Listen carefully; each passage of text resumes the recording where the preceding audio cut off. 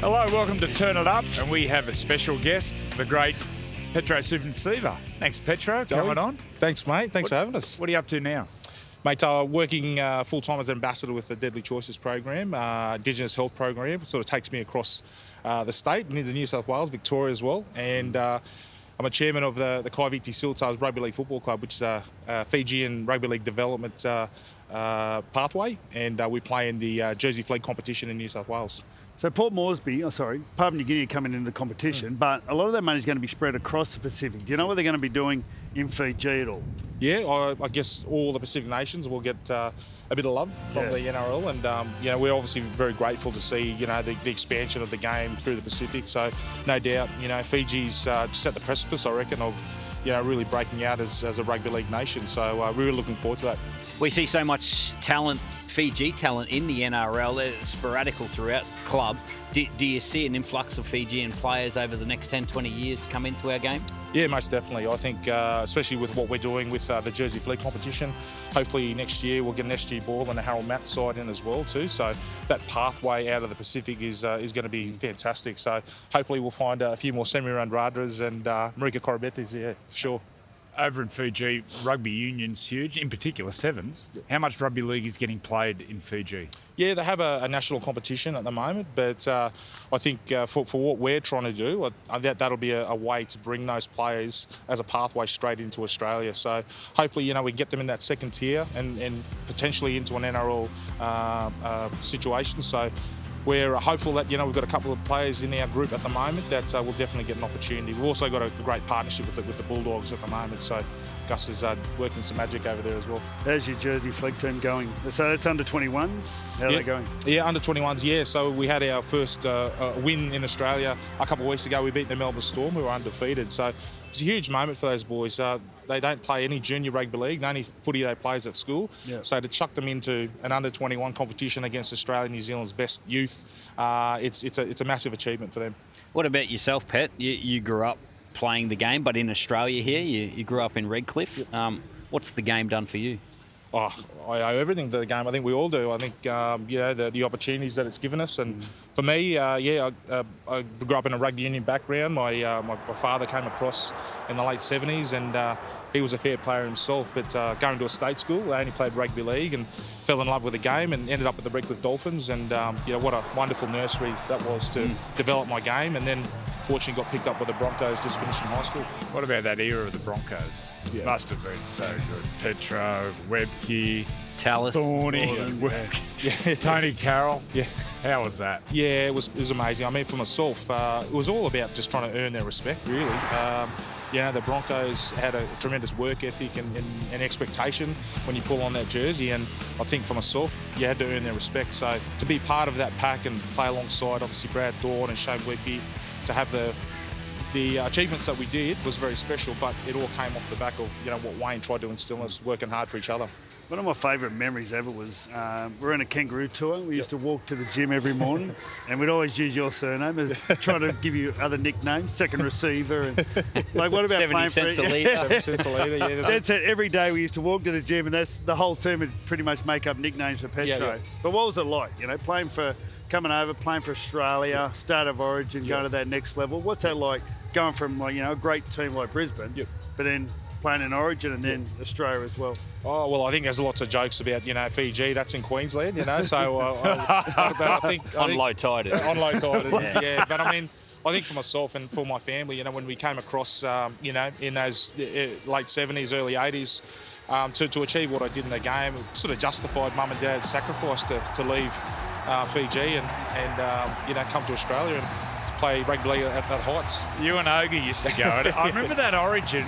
Remember we drew up in Origin. Oh, Petro's been bagging you, Oga. And on the kick-off, Oga's flying and just yelling out, Petro! You doink him right in the chin. Nowadays you get 18 months. That's it. Play that's on. It. We actually were roomies on the kangaroo tour. With Oga. Mate, I think ARL, they did pay me after what I'd put up with 8 weeks away with Big Ogre. But no, it was great. I loved Ogre, and we had some great relationships with, with what we did in the Kangaroo Tours. We had some good times. Yeah. We enjoyed ourselves. Lots of great memories, that's for sure. Is there anyone you used to go after? Was there any front rower you just go, wrong, I'm going to bust you? Oh, I think it was Ogre. I think we just had a good battle every time we took on the field. But I think like that era, the forward packs that were running around. I mean, Newcastle, the Roosters, Big Mozza. I mean, what a legend. And Melbourne Storm. We had some ding dong battles, and I do miss that part of the game. And but look, in saying that, we've got some wonderful memories. Well, the foundation to the forward pack of the 2 front rowers, and you played alongside Shane Webke for such a long period of time. That 1-2 punch. How does it make you feel when you watch the Broncos of today with Payne Haas and Pat Carrigan doing what they're doing? Yeah, they're very special footballers, and that what they can do week in, week out. They've been wonderful leaders for the Broncos, and we had some in those early years for them, some challenging times. But the way they lead the team around, they've been amazing for the side. Payne Haas, I don't know, we've never seen a front rower like him ever again. His work rate, his work ethic is fantastic, and I think for any old front rower, they can watch and marvel at what he does. What's the yarn again about your wedding ring? The wedding ring? Yeah. Oh, yeah. It was a little boys' trip, and I told the wife, I come off the jet ski, some big waves, mate, some big waves, and hit the wave hard, and lost the wedding ring, and it was a very sheepish call back to the wife, but luckily she forgave me. And this is your daughter, mate. She's in college in the States. Yeah, she's lucky. She got a scholarship coming out of high school out at Redcliffe, and she's now she's been in Texas for the last 2 years in senior college in South Carolina. Baseball. So in softball, yeah. Softball. So she's going really well. So she's got one more year to go of her scholarship, and she's keen to get home though. It's been an amazing experience for her, but as a family, we're super proud of her. Because she played footy, didn't she? She did play a bit of rugby league as well too, but got a sporting family. We're never home. We're always at the footy, basketball, netball, softball. So so for Tallulah, it's been a wonderful achievement for her. We just saw the Titans out here earlier. Tino Fasul. How big is he? Like, what do you make of him? Like he's he's very special. I think we missed him last year for the Maroons, but hopefully he's been playing some good footy. Just his physicality, the size. We rely on that, especially in those big games come Origin time. But he's been a wonderful leader, and to see him mature into his game, he's a fantastic player. A lot of talk now about some of the Origin boys, Payne and Big Tino, wanting to play for Samoa. Do you think they should be allowed to play for Samoa, Tonga, and still play Origin? You know what, I think the pinnacle of our game's got to be the international game. We're all fortunate to play State of Origin, but over time I think that's sort of seen as the number one part of our game. But for me it was always Test footy. When we got to wear the green and gold jumper, I got to play for Fiji as well. That's got to be the pinnacle. So I'd love to see us give those opportunities to those players, because it's important. We need to grow the game, and we're going to inspire that next generation, and Test footy's got to be where it's at.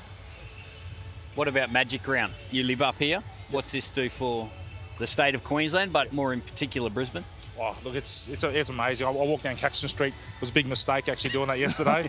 Got tackled. I think Reg Reagan. There was a few Reg Reagans tackled me in the middle there, but it was so good. It's so good to see the families come out and support this. The rugby league fans. We love our fans, our supporters, and the way they've come in numbers to celebrate. It is a celebration of rugby league, and that's what we love. And today is going to be a wonderful day. I've got 3 big games coming up, and no doubt there's some sore heads getting around, but they're ready for a big Sunday. You're one of the nicest people I've ever met, so respectful.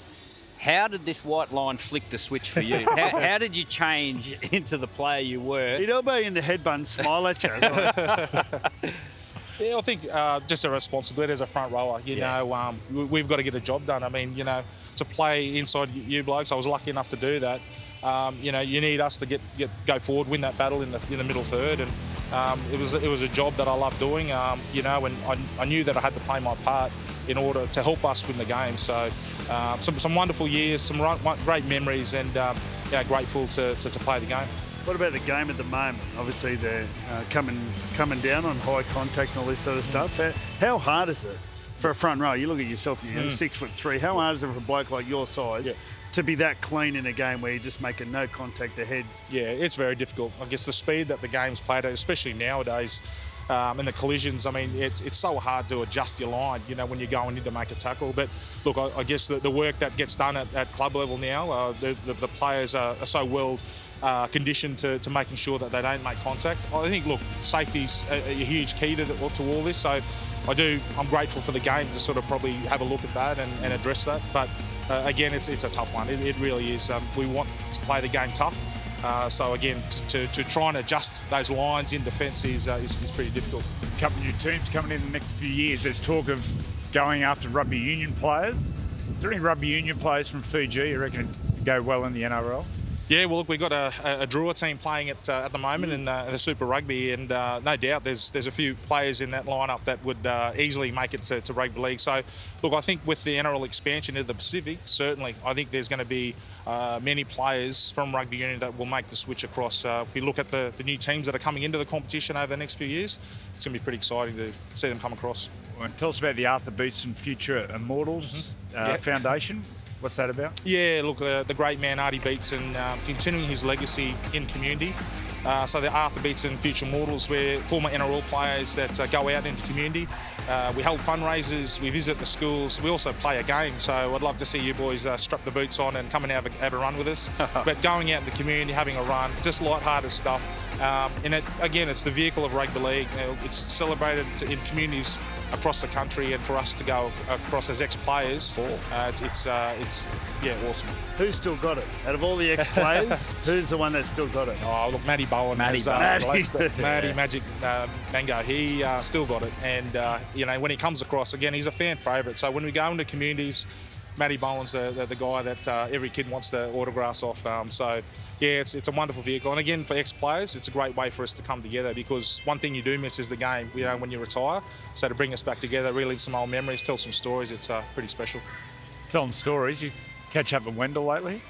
Big Dell, the man. Sorry, you caught up with it, did you? I've seen him the last couple of days. He's slimmed down to about 130 kilos. Is that all? Did you play against Wendell? I never got to play against him, but I mean, he's a special character. We were talking last night about how hard he was to tackle. Yeah. Him and Lottie. Yeah, he had Lottie the other side. Yeah. Well, I remember the Mad Dog McDougall. I mentioned them two together. Yeah, so two unique characters, great men. But Big Dell, very special. One of those players that you look back on and think you're very lucky to play alongside him. It must have been so good. Must have been fun at training with Wendell and Gordon, those blokes. Yeah, well, Alfie was the man. Alfie. Yeah. So he's around here somewhere. So if you spot him out there, give Alfie a hug from all of us. He's up at the Caxton. Do you reckon they'll win? Do you reckon the Bronx will win it this year? Oh, you know, they need some consistency now. It was a great win last week, but that's one win. And especially heading into Origin, it's really important that they nail today. Going to be tough. Panthers aren't going to lie down. No one expected Panthers to be where they are at the moment, but again, they're going to be a huge challenge for them. So the Bronx need to get on a good run of victories, get some confidence, and then hopefully out the back end, after all the State of Origin representation's finished, we get a healthy squad back and can finish strong. What about the Fijian players playing in the NRL at the moment? Who's your favourite ones to watch? Well, big Viliami kick-out for sure, and we're working with him closely. As I said, our partnership with the Bulldogs. We've got the Kick-Out Academy in Fiji now, so identifying primary school and high school kids. They come to us at the Siltails, and hopefully we'll give them a chance playing in the Jersey Fleet. So, yeah, big Kicks. He's a beast, and you know, when he's in that mood, he's absolutely devastating, and he's been a huge part of why Bulldogs have been so successful this year. You didn't name the Silvertails from the hairdo? Yeah, no? That's it, mate. I need to put a rinse through it. I might get a start. Yeah. Freddie, you're not far off either. Surely there's an endorsement of that for us too, Bill. Surely. What about in Fiji? We've seen Tonga and Samoa the last few years produce halves. Yes. Isaiah Katara and also Jerome Luai. How will Fiji develop some halves? Yeah, it's the missing link for us. Obviously, we're known for our outside backs. We've got some great forwards coming through as well. We got some great young kids coming through, especially through the halves, rugby union. So it's probably for us that missing piece, because once we get that right, I think Fiji can be a real force in the coming years. So I'm calling out you two blokes to come to Fiji. It's a work trip. I'm sure Channel 9 will look after us. NRL Hogs. You put me up ready. Let's put me up to Tavarua. I'll go. Give him a surfboard. That'll do. Cloud break. Here we come. Yeah, what about P&G? Anything they'll go when they come into the competition? I'm really excited for it. I mean, for all of us, we've been lucky to go across to P&G. You see the passion and the love for the game. And, I think if we get it right, I think it could be a wonderful part to our game. They're going to be revered, and I'm looking forward to seeing how this story unfolds over the next couple of years, and it'll be special. Well, through Rugby League, they're looking to also change social issues in P&G. Is there how's that in Fiji with social issues and education of kids? Well, that's a wonderful thing about Rugby League. We can use that as a vehicle to create that change. I mean, through education and through our players endorsing those programs and going over and spending some time over there, I think, we definitely contribute to changing, the way things are over on the island. So it'll be great. Thanks for your time, mate. It was a great chat, and let's see Fiji turn into that superpower. Cheers, mate. Welcome to Turn It Up, and for Harvey Norman Women in League, we had a special guest, Di Langmack. Thank you. Thanks for coming in. Thank you. Happy Mother's Day. Thanks for having me. 35 years you've been working in Rugby League. What's Rugby League to you? Everything. It's brought me so much lovely memories, seeing my brothers play. It's just, it's an extension of my family. It's everything. So your brother's Paul Langmack. He grew up around Cabramatta. He went to Fairfield and he played for Canterbury at a real young age. He was one of those kids that come out of school nearly playing, as a school teenager. What was it like being a sister and being part of a club and the Canterbury club at that time? It was amazing because Paul was only 17 and, the Bulldogs were the team to be with. We were so honoured to be chosen to go there, well, Paul was. It was just a wonderful experience with the families, and it wasn't just about football, it was connecting people that wanted to be part of that Bulldogs family. So, it was amazing. So Paul played for the Bulldogs, but your other brother Peter, he played for Parramatta and Penrith. You've been associated with Penrith and the Bulldogs. How important is it to you that that connection to the family, to the two clubs that you've contributed to? Yeah, they've both been really special. Penrith was special. I was there for over 20 years working in the office.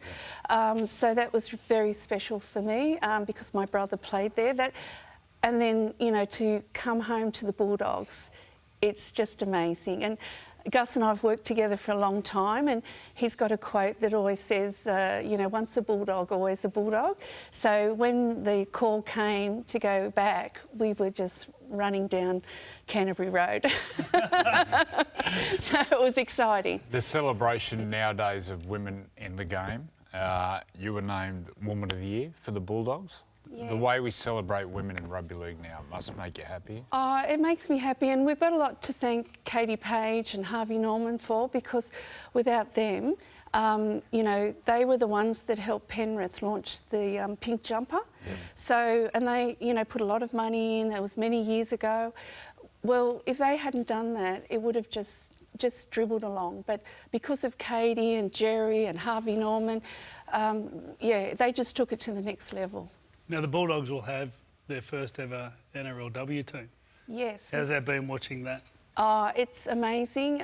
We start training tomorrow afternoon at Belmore, and all the staff and everyone's just so excited, and, to welcome the girls and, make sure that, they have all the tools of trade that they need. So, we're very excited. The other thing that you're influential in at the Bulldogs is the community, the connection to the community. I think it's one of the more connected clubs to the community of the Bulldogs, and Penrith for that matter. How important is that? Well, we're a multicultural club, so we have a lot of different cultures, but the supporters are amazing. We do a lot of wonderful things with the community, and whenever we put the call of arms out to support something we want to do, like the iftar dinner, everyone gets behind it. So we are blessed. The supporters are amazing out there. They're just, they're the next level. Now, you've been around some great leaders. The two at your club at the moment is Cameron Ciraldo and Stephen Crichton. Can you just touch on them two players? You've seen a lot of coaches and captains around. Can you just talk about them two for a bit? Yeah, well, it's like chalk and cheese. You've got Gus, who's, sort of directing traffic, and then Cam's come in, and they just work so well together. It's like a father-son relationship. They, you know, they talk together and work out things, and they've always got each other's back, which I love. And, you know, we had that connection at Penrith. We work together, so we all know each other very well. They're just good quality people, you know, and they want the people that are coming through for the next generation to learn off all of us so that we leave a really good legacy for everyone. You've seen the Bulldogs be successful back when your brother was playing for them. You were down in Canberra yesterday. Is there a similar feel? Is there something exciting happening at the club? Yeah, it's like the Dogs of War are back. It's electric. You know. And the entertainers. Yeah, the entertainers. And Cam, you know, he's such a good coach. You know, whatever he did at half time, it made the boys realise that they had to go to the next level, recoup, and, you know, do it not just for themselves, for their families, for the community. That's what football's all about. It's about giving back to the community, to their families. They're in a short career, and, you know, they've got to realise that it doesn't take long and it's all over. I know with Langers, he had 17 years. He played over 300 games. I never thought it was ever going to end. The magic, it was so magical. We went to England together. We went on the Australian tour together. Like, those memories, you cannot buy those memories. I'll always be very grateful for Langer's talent. You've had a close association with Phil Gould, and probably other than Gus's family, he doesn't trust anyone other than yourself. How did you get that relationship with Gus, and how does that trust work between you two? Well, when I was at Penrith and Gus came as the GM, he asked me did I want to be his EA, and I rang Langers and I said, Langers, you know, I only know Gus from a distance, and he said a bit of advice, the guy's a genius. He'll always know what's happening. He'll ask you a question. He'll have the answer. Whenever you go to a meeting, you absorb the meeting, but you never repeat it, only to Gus. And they're the rules of trade that I've used. And you know, Gus has been a very good supporter of myself and my family. I can't repay him for what he's done. Now, you've got a reputation that you're the only person that can get Gus to do something that he doesn't want to do. Now, how do you do it? Do you need to scold and come down like a child, or how do you do it? No, I just respect him for what he is, and we just talk to each other. But at that moment when you need it to be done, what do you revert to? Well, I make sure it's as easy as possible for him to be at an event or meet someone. So I do all the back end, and I love doing that. I love being the back end person, so that's easy for me. And, you know, it's like a big brother-sister relationship. Well, brother-sister, your brother Paul Langmack, who you've spoke about, how many times have you told him to shut up? Because I go to lunch with him often with Warren Ryan. We've really connected there. And there's times when we just go, Langers, can you just scoff a Valium and shush? It's really funny, but as he was growing up at Cabramatta, all he wanted was his football. He was a quiet child. He was a very quiet child. Making up for lost time. Yeah, he's made up. But then, you know, when his career finished in football, well, he put his concentration to other things. But while he was at the Bulldogs and West, everything was about football. We, you know, at dinner we talk about football. We read the newspapers. We did everything about football. That's why he loved it so much. Di, you give the game so much, but what about the game? You've had your battles personally. How has the game supported you? Oh, amazing. Penrith were amazing. I had non-Hodgkin's lymphoma back in 2003, and I had a year off work. I spent a year in hospital. Penrith were amazing. Then I had breast cancer, and then a year ago I just had bone cancer, which, touch wood, thanks to, you know, Professor Beath at Lifehouse and the team and Sanjay Warrior, I'm in the clear. So, you know, I've got to be monitored. But it's amazing what they do. They do such good work. And it's amazing. And football people have been fantastic to me. We talk about football people. Some rugby league players get a bad name, and rugby league as a whole sometimes does. How have you found people within rugby league? Oh, look, you know, everywhere I go, I make lots of friends and I keep them forever. I find them the salt of the earth. You know, they're just beautiful people. Yeah, whether you go in New South Wales or you go to the UK. Or Queensland. No, Queensland, yes. No.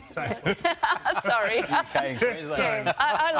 Yeah, they're salt of the earth and they're there for when you need them. It's like the Bulldogs supporters. When the Bulldogs weren't doing so well, who turned up? The Bulldogs supporters. They buy the merchandise, they buy the hats. And now they're winning. You can't even buy things. Everything's getting sold out very quickly. So we thank all those supporters. Yeah, the Chooks this week, what night's that? Yes. Got the Chooks Friday night. Yeah, Friday night. Friday yes, night, what a yeah. crowd they'll get there. Yeah, I love it. I love going to the football. I just love it. Yeah. Well, thanks for coming on, Thank especially you with so Harvey much. Norman Women in League round Yes. and on Mother's Day. And we Yes. have a special Thank you. gift for you. Thank you for coming in. Now it's your son. Look at the gang. Your son and your grandkids. Yeah, this is my son, Edward. Oh, thank you, Edward. Hey, kids, how do you find Thank you. Uncle Paul? Funny. Yeah, he's funny. Funny. Does he talk a lot? Yeah, Does he make sense? sometimes. Floats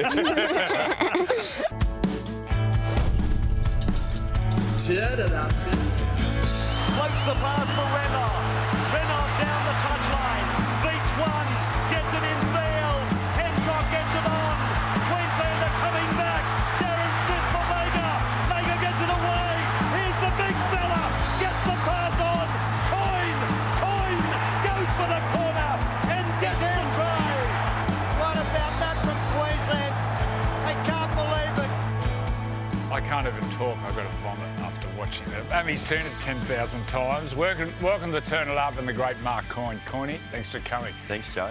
Steve Renouf gets that ball. He's coming through down the left-hand side. What are you thinking? What are you doing on the right side? I've always been, because I was sort of always played out in the back, so I always was a good number counter in sort of defence and attack. And as I saw the Pearl turn the ball back inside, I was counting the numbers and I'm thinking if the ball keeps getting out, to me, they're going to run out of numbers and I'm going to have a shot at getting to the line. And that's exactly what happened. What are you doing? Because you're that side of centre. Well, like you said, they kept chewing up all our numbers. That's Graham Mackay in there, the winger. So as Mal got it, I just saw it. I knew Coyne was outside, and I'm thinking, everyone knew he had a big, sharp right foot step, and I'm thinking, I might have to knock him out if I need to stop him. So you should have, looking at that, you wish you hung him up. Well, I had to, because there was enough room for him to score to beat me on the outside if I tried to hold on his step. And I'm thinking, I honestly remembered thinking that, you know, I'm just going to have to hold my right hand out here, and I end up going around his waist being a nice guy. What's that moment in Queensland history, Billy? Where does that rate? Well, I was 12 years old. That is my Queensland origin childhood. You know, sitting on a lounge room floor. So that inspired watching, you? Absolutely. That's what this footy team does. That's what that footy team did. It inspired us as Queensland kids, and that's what the footy team of the Maroons right now is doing to the future generations. How does that make you feel when you got the greatest fullback of all time saying that? Pretty special. And you don't, you know, when you're playing the game, you don't sort of realise, you know, the impact that you might have going forward on things. And obviously, that was a great team try. I obviously was lucky to finish it off, but obviously it's a great thing to be remembered for in the game, and it's great that Billy's saying what he's saying and that Queenslanders are inspired by it. What about that great team? Like, it went from Renouf, you had Alfie Langer, and the bloke who give you the ball, Mel Meninga, to play in a team with so many great Queenslanders. What was that like? Yeah, it's just pretty special. I mean, all of us have played with great teammates, and yeah, it's just special. And you know, as you guys know, you just you get bonded for life. You know, when you play Origin, you go to a reunion, and it's just like you've never been away from the guys that you've been in camp with, and that's the main thing. Is that I think the bonds that you make with the players that you play with in Origin. What about the players today? The players in Billy's team at the moment that sort of inspire you? I think there's some great. Lindsay Collins, I'm a big fan of. I think Lindsay's great, and it's good to see him come back from injury, get through the game. I think he's fantastic. I mean, obviously it's hard to go past Reece Walsh. You know, he's obviously not going to play, I don't think, first game. But yeah, you know, guys like that are really, really great to watch. There's just the talent now. Like even just watching, you know, that the Roosters, Mark, I can't say his last name, not easy. But what he did the other night was just, you know, unbelievable. And then even you know what Xavier Coates did, like that leap was just like an AFL leap. It's just incredible. Now we grew up obviously watching the great Wally Lewis and Brett Kenny, and State of Origin to me is like, just some of my greatest memories as a kid. What does State of Origin mean to you? Oh, everything as well, Freddie. Like, I grew up in a small town in Brisbane, Sunnybank, and I always aspired to go, and obviously, you always dream about wanting to play professional league and Origin, but I never ever thought I'd get a shot to do that. And to be fair, I never played a rep game. My first rep game was actually playing for Queensland and State of Origin, so I never gave myself ever thinking that I'd ever do that. So, when I finally got the opportunity to do it, it's just a dream come true. I remember looking at my jersey, just kept looking down, because I was on the bench. I just kept looking down at my jersey going, I can't believe I'm really? Queensland jersey on. Yeah. I was so and that excited. was before you were going out? Yeah, that's before I even got on. No, someone showed me the video, a long time ago, but I was looking down lovingly at the Queensland emblem because I was so excited about being in the team. Can you believe there was an instance just recently, Terrell May sitting on a video game saying, throw my Blues jersey out, I don't want it anymore. How does that make you feel? Oh, it's sad, obviously. It's just sad that someone is probably in a position, mentally where they feel like that's a discardable item, I suppose, because to me, they're just everything. Obviously playing for Australia is, obviously great as well, but Queensland was just a different type. That Origin's a different game to playing a test match, and to get to play Origin is just like the pinnacle of the game that you're playing. And I treasure every jersey that I got playing for Queensland. We saw the 95 footage, Fatty's Neville's, which everyone thought that New South Wales would beat Queensland by 50 odd. Probably we believed it too. What does that mean to you when you see it? You spoke about bonds playing with players. Tell us about that 95. Yeah, pretty special, Joe. So I played 7 Origin series, I only won 1, which was a 95 series. So I didn't have a lot of success, during my Origin times. But that was very special because you're right. Like, we virtually inherited a team because of the Super League war that I think me, Gary Larson and Billy Moore might have been, and Gilly were the only ones that probably had played Origin. All the rest were all young guys that were coming into the team, and the fact that we just won that first game 2-0, I think gave us a belief. And one of the things about Paul Vaughton, everyone thinks he's a joker on, he was very funny on the Footy show, but he was a very, very good coach. And I remember, like, one of the things he used to do after every training session in Origin is we practice defending our line. So we'd go down right at the end of training and do probably 7 or 8 sets of defending our line. And in that Origin series, you remember, like, you got held up over the line probably about 10 or 11 times during that whole series. First game was 2-0. Yeah, it was 2-0, yeah. And I think that mindset that Fatty put in us around defending our line and practicing it at training really just emanated into a bit of a thing, and we carried that through then after winning the first series for the next 2 games. What did that mean to you, Billy? You spoke about that try Coyne scored. Yeah. Well, the following year, the 95. What did that mean to you watching? Well, I think it typified, what it was to be a Queenslander. They were the underdogs. No one would give them a chance, and they kept holding their gloves up. To win 3-0 was, incredible. And like I said, that was through my childhood.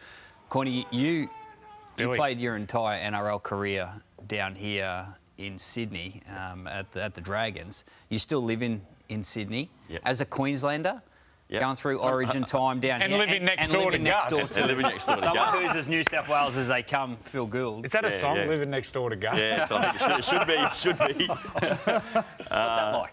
Oh, yeah, it's good. It's a really weird street. Like, it's only about 7 houses in our street. Hang on, a really weird street. Well, it's just weird in the fact that there's about 7 houses in the street, and I've got Gus on one side, and I'm obviously in the middle, and I've got Michael Beattie right next door to me, who was a great Dragons player as well. So these 7 houses, you've got 3 former NRL sort of players, so it's a bit unique. But Gus is good. Like, our kids grew up together. Our wives are really, really, really close. And he's an amazing sort of he's a fountain of knowledge, Gus. Like, when you talk to him, sit down about football, it's just mesmerising, like, talking to him. Oh, he's none better. So smart. Do you ever wake up in the middle of the night and look over and Gus's lights on? Oh, probably. He's going. He doesn't sleep. He doesn't sleep. He's got that big. He's got the big TV room where he's got the massive TV, and I think he goes down there and watches all sorts of footy highlights, I reckon. What about the Dragons? Where they're at the moment? You've just been appointed onto the board of St George Illawarra. Yeah. What do you want to change? I think it's sort of only just sort of started there, Joe, so I'm still working my way through it. But I think, you look at the club over the last, period of time. We won the premiership in 2010, and we've only been in 2 semi-finals since that time, and that's probably not good enough for the fans and supporters and the club itself. So I think one of the things that I get frustrated by is look at all the good players that were St George Juniors all playing at other clubs now. So clearly there's something, in my view, not quite right around how are these players ending up. And Tyrone Richard's a great example. Yeah. Like his dad played for Illawarra, played 1 year in the joint venture, and now his son ended up down at Melbourne. So how did that happen? Like, why isn't he playing at the Dragons? To me, it just doesn't feel right. And I think that's the sort of area that we've got to try and fix. Well, they won the SG Ball last year, so you've got some good juniors coming through. Yeah. Now, you've had a fair bit of life, fair party life, in the commercial world. How'd you get into it, and what do you like about it? Yeah, I sort of always felt I didn't want to go and be a coach because I just saw coaches turn over pretty quickly. So I thought I haven't got the patience to be a coach because I get too cranky. So I went to the corporate world and, I just got involved in sort of personal injury insurance, which is sort of people who hurt themselves at work. And coming from football background, as you guys all know, you have a lot of injuries. And so I sort of felt like I knew that sort of area pretty well. And, I just sort of did that and sort of, went pretty well. And, so, what is it, 25... 30 years later, I'm sort of part retired now, so right. I'm in a pretty good spot. But 1992, 1993, St George alone, not St George Illawarra, an incredible effort, really. You're playing the Brisbane Broncos. They had 22 internationals in their squad, and you pushed them. Yeah. Tell us about those grand finals and playing against the greatest ever Broncos team. Yeah, they're obviously a great team. 92, I think we had a really tough final series. I think I think we beat Newcastle actually 3-2. 3-2 in a semi-final, and the next week we played Illawarra to get to the grand final. And we beat them 4-0. So they were two really hard games, and I think to a degree, we sort of took a breath and went, oh, thank God we've made it, and then probably let ourselves down a little bit in terms of, thinking that we'd made it to the grand final. That's probably enough for the year. For us, that's a great result because no one gave us a chance. So I think 92, was always going to be tough. 93, I think, was our best shot at winning the grand final. Like, we finished high up on the table and we had a pretty good run in the semis, and Broncos had to fight their way from fifth spot. But at the end of the day, they're just a good quality team, and they outdid us on the day. And I still get phone calls now at 1 a.m. in the morning from Alf Langer reminding me that Saints can't play. St George can't play. So I still get that off Alf. He'll never give up, I don't think. But I'm at the point now where it was that long ago. I'm happy to take his phone calls. What about the game at the moment, Coyne? Where do you see that? I think it's great, Billy. It's just it's such a fast game and the skill. Like, I was just talking about those guys that scored the tries, last night. Their skill's just unbelievable. Like, it's just, they're amazing athletes. The game's never been better, and congratulations to Pete V'landys and Andrew Abdo. It's just going so good. But it's tough. It's a tough game. It's a lot. I feel like it's probably a lot more harder than when I played. Well, I'm sick of hearing your name around Origin time. Coyne, it's a miracle. But thanks for coming. You going up to the Origin? Yeah, I'm going up. Yeah, I'll be there. Well, we might catch you. Hopefully after a Blues win. Thanks, mate. You joined us on the pass-off too. I am. Okay. I was a bit worried about the pass-off. Yeah, well, I haven't. You only right to left. You only ever played right. That's true. I look forward to his left to right. Right foot step on the pass-off, Freddie. I haven't passed the ball for 7 years. I'll be head-eye on you while you're trying to pass. Well, stay with us after the break. More Sunday Footy Show. Hello, welcome to Turn It Up, when we've got the great man Jason Stevens on. Steve, good memory. Okay, straight to the point. Early 20s became a Christian, and there was no hanky-panky till marriage. Yeah. Was it hard? Well, hang on. Was it difficult? I'll say. Was it difficult? I bet you. Was it difficult? I'm only human. Can we start again? Is this pre-record? Yeah, like, it was just all. I knew what I wanted, so it made decisions a bit easier, and I knew what I had experienced, and so, like, I wasn't doing it God's way. I thought, well, he invented sex, He invented it all, so he knows the best way, and so I chose to follow that way. Cool. And when you were going through that period, did you actually nearly have to marry someone from Sexpo? What's that story?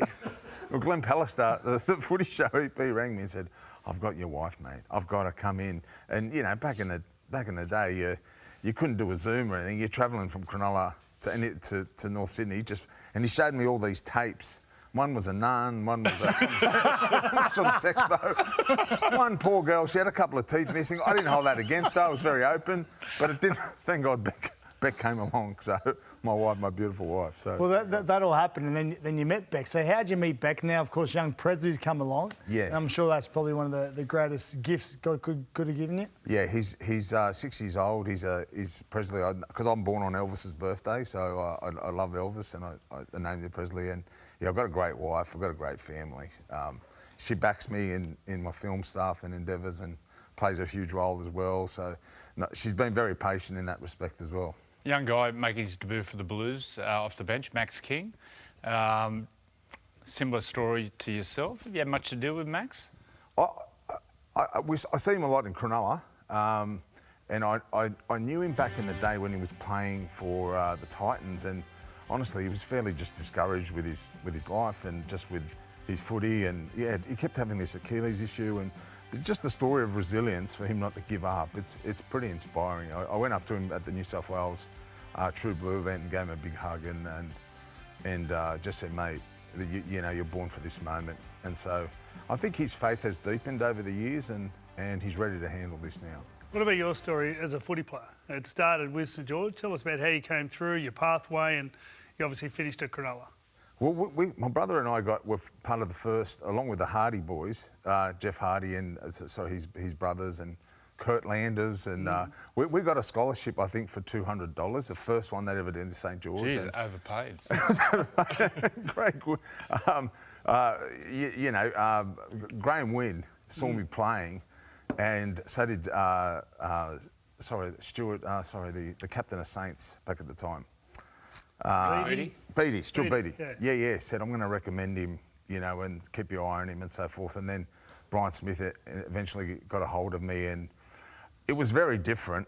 Like, you know, instead of schoolies, I just said, I went up a couple of days and I came back and trained, but no one cared that I was training. It was so unorganised. Now you're on contracts and stuff like that. But I just knew that, there was Harry Eden, who was my footy coach and was a former player with Bob McCarthy in that era. He said to me, if you train hard, I'm telling you, you're going to play for Australia. And I was only 15, and not having a dad around, that meant a lot to me, that he believed in me, and he'd had a lot of playing experience. So, I set my sights on stuff, and it worked out.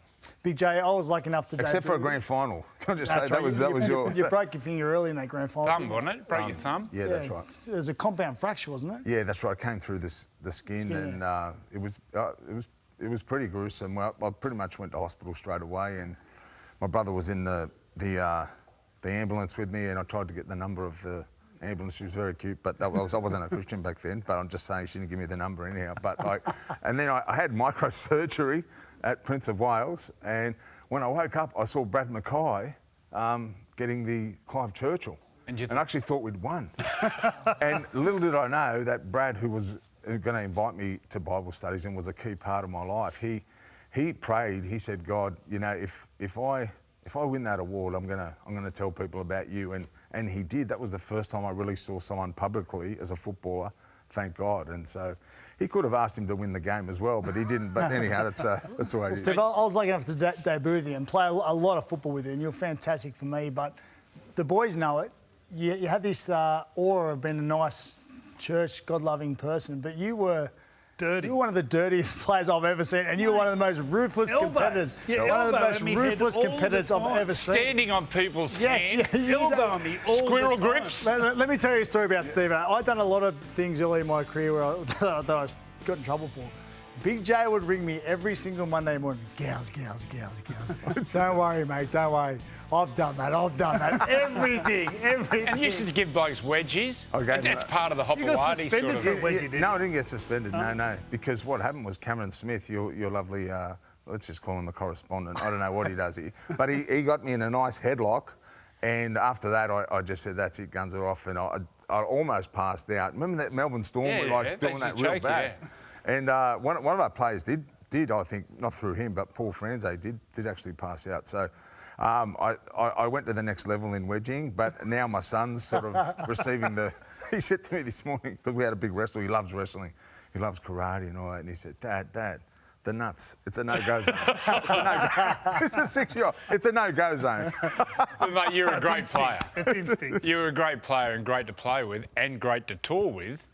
Tell us about our tours of England and great memories from being in England for an extended time? Mate, it was the best because when I was younger, my mum, you know, they played in a different time. It wasn't on the same, and she'd wake us up in the middle of the night and say, you know, like, let's watch, me and my brother in a small room. My dad had left. Let's watch the game, and it was at Wembley and so forth. And then to play your sort of first Test match at Wembley.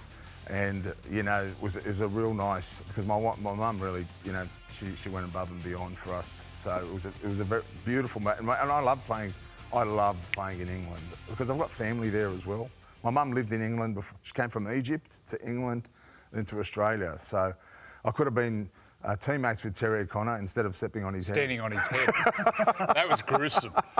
You gave me up. I wish we had the replay because the cameras went to you and you went, where's the poker face? And the noise of it. Poker face. Stephen. But did you see the one before? 10 Hail Marys tonight. It was the second tackle because Dukes, they poleaxed Dukes and he got up like almost, and I said, it's on. It's just on. Good days. Yeah, the worst thing is that I saw Terry Connor was out here on a holiday. And he's a champion bloke. He's a champion bloke. And I was in the city, I was in the toilets and I looked and I saw this guy with a scar and I go, that's Terry O'Connor. And I just introduced myself and I shook my hand. And then when I went out, I thought, like I hadn't washed my hand or anything. So I was like, I got him again. I got Terry again. He's got this big scar. Oh. Made all the acting, all the theatrics. This is the other love of your life. Yeah, the producing, the writing and directing. I'm not really, haven't got a face for in front of it. But yeah, working hard on some stories and I've got a couple up. My first film's on 9 now, Chasing Comets, which is pretty cool. We had Isabel Lucas, and it's funny how things happen, eh? Because back in the day, when Isabel just came out here, she was auditioning for Home and Away, and we were just in the city driving behind her, didn't know who she was. Yeah, Phelpsy's in there, and cut a long story, a car swiped her. We got out and tried to help her, calm her down, all that, and then 20 years later, she's in my film. So that was meant to be. She didn't give me her number either. But, smart girl. You wore it down. You obviously wore it down. You can do that. Well, the number that I wanted was for other motives, but obviously, you know, things worked out and she's great. Well, you lost 2 grand finals with St George, but that was against the great Brisbane teams. Mate. What's your memories of coming against Brisbane? Actually, honestly, you and Gordy Tallis sort of grew up together playing at St George, didn't you? Me and Gordy Tallis had a massive... We were playing for Saints, and yeah, he really missed home. And his mum came and bought Easter eggs it was an Easter game, and I ate them all right when he was downstairs and filmed them with toilet paper. And then and it was me, Brad Mackay, and Gordon rooming in an apartment, and he was so upset because he missed his mum so much. And we started punching on. Oh yeah, he split me. Smart money's on Gordon. no, but then the thing is, we went out and smashed Brisbane. Do you remember there was a 61,000 game on a Friday night? Was it Saints? I did around the corner. Phil Blake in the early 90s. In the 90, wow. I think it would be 93. Wow. 94. But those Brisbane teams of that era. Mate, look at that. Lazo was injured. You imagine, like they had Brad Thorne, one of the greats of all time in both codes. You know, they had Tony Carroll, Webby, Andrew G was Lock. I mean, Andrew G was hooker. Yeah. Lockyer, Langer, Walters, Mundine under the salary cap. Sailor Takiri. Yeah, not a bad team. Hancock on the bench. I might imagine when you're that tired and Hancock comes on like doing.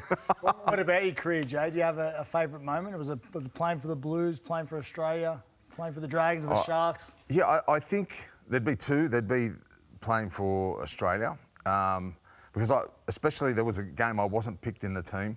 It was a tri-series and then Rodney Howe did his knee at lunchtime and Billy Johnston had flogged us that morning because I wasn't in the side and I went from not being in the team to starting and I put a really big hit on Jason Smith, and I remember you were right next to me and you go, yeah, here we go. And we won. We won. That was a great memory.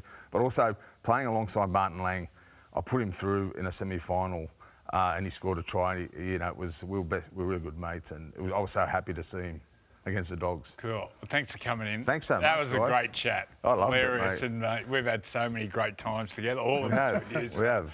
Yeah, you're a great To man. play with you guys, honestly, well, it was like a bit of a dream. There was one Origin just quickly, and me and Kernsey were front rowers, and we had to pour water on our. Because you were just carving up in between. I didn't get the ball. I just poured. He goes, "What do we do?" And me and him put water on. That was when because we're the last team to win 3-0. 3-0. That might change. Yeah. Well, thanks for coming on. Thanks, and guys. stay with us after the break for more of the Sunday Footy Show. Special guest, John Strange, coach of the Women's New South Wales Blues. First series win. Thanks for coming in. Yeah, no worries. Thanks Quick for having me. background, playing career. Yeah, I grew up in Sydney, played lower grades for Canterbury Dragons, and then when I was 21, decided to make a move over to north of England. Went up there and played for Sheffield, York and Featherstone Rovers. And what about your coaching career? Where did it all start? Probably Ethan at under-6s at the Entrance Tigers. Just put my hand up as a dad and coached him all the way through to he was a teenager. And then, got involved with the Roosters on the Central Coast, running the pathways up there, so it sort of led from there. Speaking of Ethan, he's obviously playing in the 6 jersey down in Canberra. How have you seen his progression as a young NRL player? Yeah, really good, really good. He went down there coming off contract with us when he was 17 and spoke to a few clubs, and when he came back from meeting with Ricky, I wasn't there, but he came back and there was a real connection that he had with Stick, and I thought he might be. They're very similar in their passion for the game, and so I think it's a good fit. Yeah. You spoke about how you coached Ethan all through his junior footy. Did you always think that NRL was going to be his end point? I think there's definitely the potential and the mindset. He was always aggressive and committed in everything he did. It was probably just going to be how big he got, and he was very small, sort of 15-year-old kid. He went through puberty late, and then when he grew, he sort of went to the size he is now. So it was probably always going to be a little bit about the size, but skill set and the way he wants to attack everything with and without the ball, I thought he'd be a good chance. I thought we all remember that game where he scored 3 tries Played the centres, in the under-19s game. He played right centre. Yeah. He was awesome. But how hard was it taking him away from the Roosters? Mate, you're coach of the Roosters. I didn't take him away. Let's just make that clear. Let's just make that clear. Well, how hard's that part of your life? Mate, it was hard, but it was also important, for me and my wife Adele to bring both our kids up to be independent thinkers and make their own decisions. And those decisions, if they're right, great. If they're wrong, they're their decisions to learn from.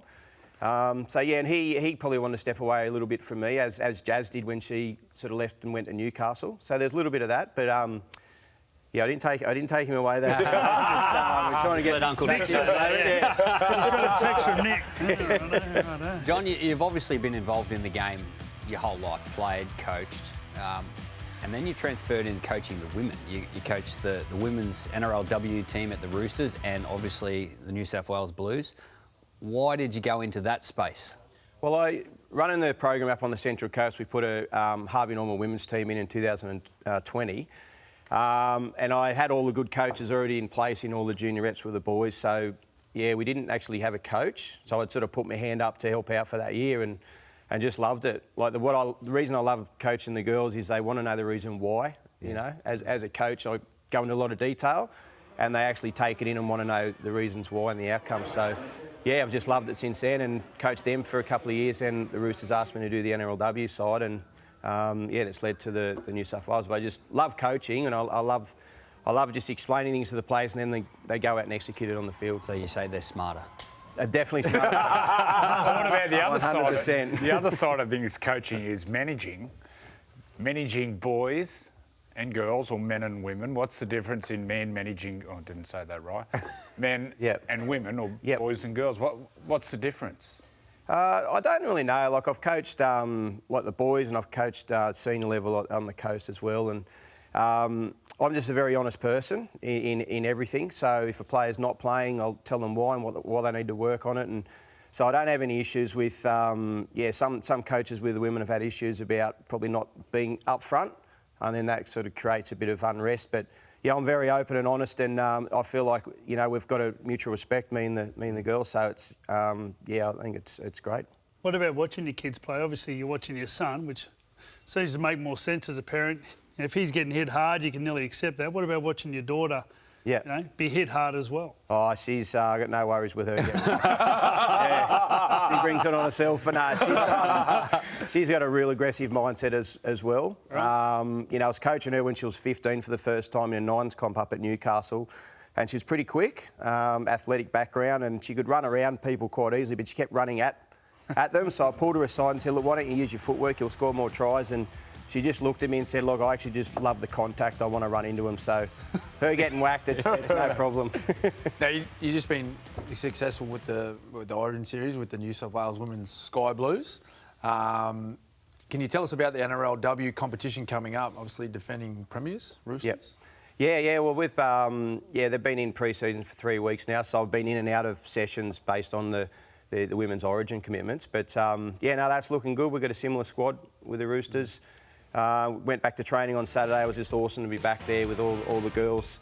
Great group they are, and so I'm really looking forward to that. And I think we'll be, in the mix hopefully by the end of the season again. Mate, the first 2 performances, particularly the second one in those conditions, I thought was one of the best team performances I've seen. Why not the third game? Like, it's hard. Like when they talk about winning 3-0. It's for a reason, isn't it? Yeah, and look, you guys will know this. So to get them up to winning the series, and obviously getting it done in the first 2 games was brilliant, and they had to get themselves mentally up to a level to do that. So when we came into camp for Origin 3, they were really confident and happy, as they should be. There was a couple of times during the week we had sessions. I sort of pulled them in and just sort of spoke about the mindset of making sure it was probably more intense in a way and more detailed than Origin 2 because of the way Queensland were going to come out. So it was a balancing act for me, understanding that they'd sort of relaxed a little bit, probably 5% overall, and knowing that the Queenslanders, they didn't want to get beaten 3-0, the desperation and desire they would have had. But it was a challenge because I didn't want to pull the confidence away from the girls as well. But the good thing about that, we sat in the sheds after the game, and I just explained that it's human nature for them to sort of drop off a little bit because they want to win the series and they'd already done it. But I just said, look, hold on to this feeling now because if you're in this situation again, draw back to how you feel right now, and then that'll hopefully drive them to want to get the third game done. John, that's great insight to listen to how a coach thinks about the performance of a player and a team. You obviously coach at NRL level, but you also coach at State of Origin level. I only ever coached at State of Origin level. Is it different? Do you approach it differently? Look, in a way, yeah, definitely. But the 6-week block was really good. It was like a mini pre-season that we get for NRLW. So we got to know all the players, and the fact that we debuted 4 in game 1 was a shock to a lot of people. But I got to know, and the coaching staff got to know them all. So then they picked themselves. I just read the names out. They earned their spots. So that was similar to NRLW. But then the fact that you go into a 3-game series, it was definitely a little bit talking about the players' mindset in game 3. It's almost like NRLW, right? You build up to get a side mentally up and physically up to win a comp, and then you go, right, next week, by the way, we're going to play them again. It's, so that was a little bit different for me. But like I said, that's Origin, and all those girls really did want to win 3-0, but I think they'll feel that sting and that pain from what happened last week to hopefully drive them. Any ambitions to coach in the NRL, the men's? Mate, I'm just happy coaching. I love coaching. Yeah. What do you love about coaching? I love breaking the game down. For me, it's a physical game of chess. It always has been. So, and I think that's why I'm really suited, or it seems to be working for me, working with the women, because they, like I said, they want to know the breakdown. They want to know the reasons why. Whereas coaching the boys, you'll explain it, they'll get it, then they'll just turn away. But I feel like the fact that the girls really want to know that in pressure situations at certain times, I think they'll. Why do you reckon it is? Oh, they're probably a bit more detailed than I don't know. I just say they're smarter than us. So in general, mate. Yeah, in general, yeah. But yeah, like I said, I just love coaching, and to me, they're not women that I'm coaching; they're rugby league players. So I'm just really happy. The women's game has come along in leaps and bounds over the last couple of seasons, John. There's 2 new teams in the competition this year. Warriors are back in, plus the Bulldogs. Yep. Do you see room for more expansion in the years to come? Yeah, definitely. Yeah, I mean, the game's definitely ready for those 2 new teams this year. Whether the next couple of years they bring more in, I think the time the next CBA is done in 2028, I think the women's game will be full-time. Whether there's 17 teams or not, I don't know. That'll be up to the NRL and the clubs to work that out. But I think it'll be full-time because the pathways that both states are doing, New South Wales and Queensland, with the junior girls. Yeah. There's so many talented players coming through, and they'll just filter up. So I think another 3 years it'll be at the level, in my opinion, of going full time. I probably wouldn't go before then. Like the AFL sort of just went all in, and the bottom fell out of AFLW. So the NRL's doing a really good job, and I think 2028 will be the time to pull the trigger. What about Jess Southwell? How'd you find coaching Jess? Her kicking game in game 1 and 2 was outstanding. Yeah. Oh, brilliant. Yeah, she's so skillful. You know, she was known to a lot of people, including myself, before she played NRLW. Played in the sevens, but obviously a local junior up at Newcastle, tearing the boys apart. Everyone was talking about her with all the skills that she's got. So, yeah, great. Really, really good working with her. She's only 20, so still a lot to sort of, you know, still a lot to learn, you know, in sort of life and managing her team. But I was really impressed with a 20-year-old to get the keys to the bus, so to speak, in Origin 1 and really guide those players around. And they all had a healthy respect for her as well. So, yeah, really impressed with her. What about the Gillaroos? Any ambitions there to coach the national team? Yeah, look, I'm open to coaching any team, definitely, and that's, yeah, obviously I'm proud Australian, and yeah, I don't think I'd say no, but yeah, it's not really sort of on my radar, to be honest. It's now I really just want to focus on getting back to clubland at the Roosters. What about those dance moves you got there? Yeah, Sarah Togatuki, no, she's on her own in those on those moves. Ray Gun. Didn't know Ray Gun was. She would take Ray Gun down, I think. What about Isabel Kelly? So she's gone over the line, the ball hasn't hit the ground, and then what about afterwards? I watched her in the press conference. She was very emotional. How different are females to males after a game? Yeah, I don't know if it's a male-female. Like, a lot of males are really sensitive and care about their game, and Izzy certainly is that person, really cares about a game. I did say to her, like, I didn't have an impact on that game because we scored 2 plays later on the other side. So that was 2 minutes to go and we don't cross over. So there was literally no impact on that. But Izzy being Izzy, pardon me, she just sort of, it takes that to heart. But that's what makes her, you know, one of the best players, if not the best player in the world, because of that mindset that she has. Well, thanks for coming in. I think you're sticking around to do the pass yeah, off. apparently so, yeah. I hope you beat Anthony Albanese. He shut the lights out. I actually saw him at the Origins. He said, thanks very much. We got him elected. Yeah, we got him elected. So well done, Albo. You owe me about 10 beers. Stay with us after the break. More of the Sunday Footy Show.